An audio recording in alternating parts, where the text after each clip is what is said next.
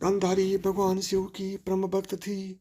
शिव की तपस्या करके गांधारी ने भगवान शिव से यह वरदान पाया था कि वह जिस किसी को भी अपने नेत्रों की पटी खोलकर नग्नावस्था में देखेंगी उसका शरीर वज्र का हो जाएगा।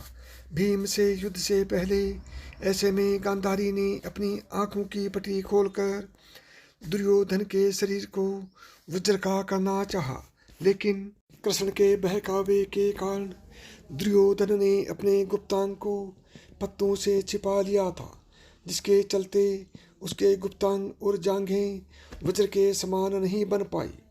घटना इस प्रकार है कि गांधारी दुर्योधन से कहती है कि मैं तुम्हें विजयश्री का आशीर्वाद तो नहीं दूंगी, किंतु यह शिव भक्तनी एक कवच पहना सकती है।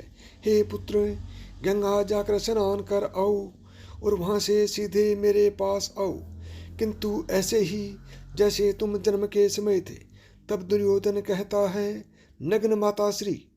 गंधारी कहती है, माँ के समक्ष कैसी लज्जा, जाओ स्नान करके निवस्त्र आओ।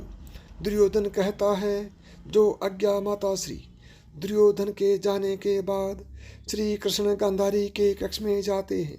गांधारी कहती है कि आओ देवकी नंदन, ये तो तुम्हें याद ही होगा कि 17 दिन पहले मैं 100 पुत्रों की माँ थी और अब केवल एक ही पुत्र की माँ हूँ। श्री कृष्ण हाथ जोड़कर कहते हैं कि हाँ माते, इन 100 में 100 ऐसा भी है जिन्हें आप पहचान कर भी नहीं पहचानती हैं, और वह जस्ट शव है जस्ट कौंते का।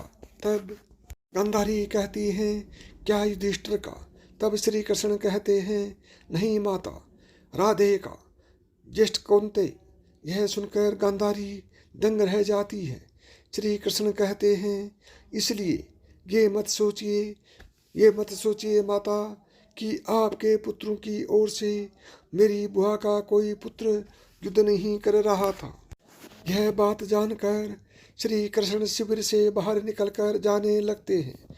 तब रास्ते में दुर्योधन नग्न अवस्था में अपनी माता के शिविर में जाता हुआ श्री कृष्ण को दिखाई देता है।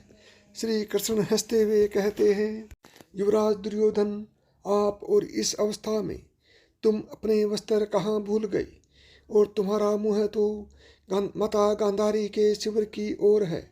यह सुनकर दुर्योधन सकपका जाता है। तब श्री कृष्ण कहते हैं, क्या तुम अपनी माता के पास इस दिशा में जा रहे हो? तब दुर्योधन कहता है कि माता श्री का यही आदेश था। तब श्री कृष्ण कहते हैं, किंतु वो तुम्हारी माता है, उन्होंने अनेक बार तुम्हें गोदी में लिया होगा। तुम तो पुत्र हो, लेकिन अब एक वयस्क पुत्र हो, और कोई वयस्क पुत्र अपनी माता के सामने पूर्ण नग्न नहीं जाता युवराज। भरतवंश की तो ये परंपरा नहीं है।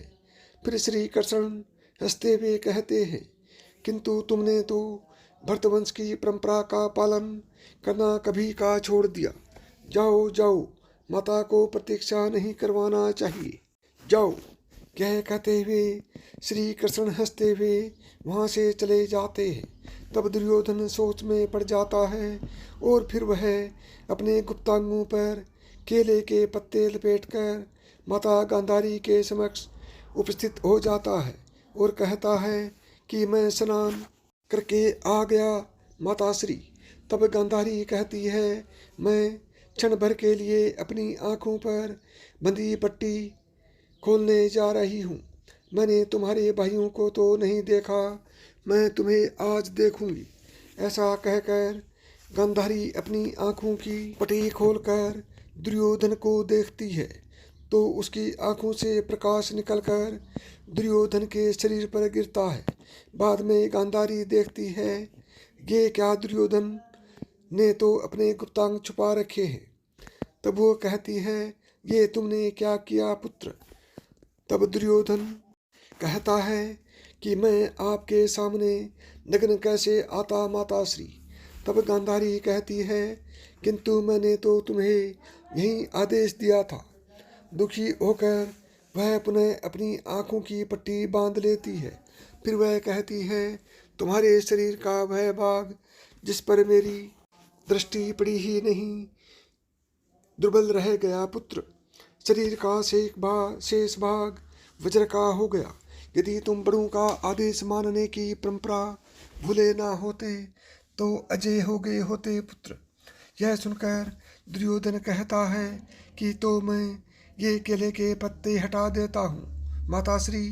तब धारी कहती है कि मैं कोई मायावी नहीं हूँ। मैंने उस एक दृष्टि में अपनी भक्ति, अपना सतीत्व और अपनी ममता की सारी शक्ति मिला दी थी पुत्र। तब दुर्योधन कहता है कि आप चिंता न करें माताश्री, मैं कल भीम से गदा युद्ध करूँगा और गदा युद्ध के नियमों के अनुसार कमर के नीचे प्रहार करना वर्जित है। कल मैं उसको इतनी मार मारूंगा कि वह घबरा कर वीर गति को प्राप्त हो जाएगा। फिर चाहे इस युद्ध का अंत कुछ भी हो, अंत में भीम दुर्योधन की जंघा उखाड़ कर उसका वध कर देता है। तो साथियों, आप भी अपनी माता के आज्ञाकारी बनिए और अपनी माताजी के नाम पर मिथास की कहानियाँ यूट्यूब चैनल को सब्सक्राइब करें। जय श्री कृष्ण।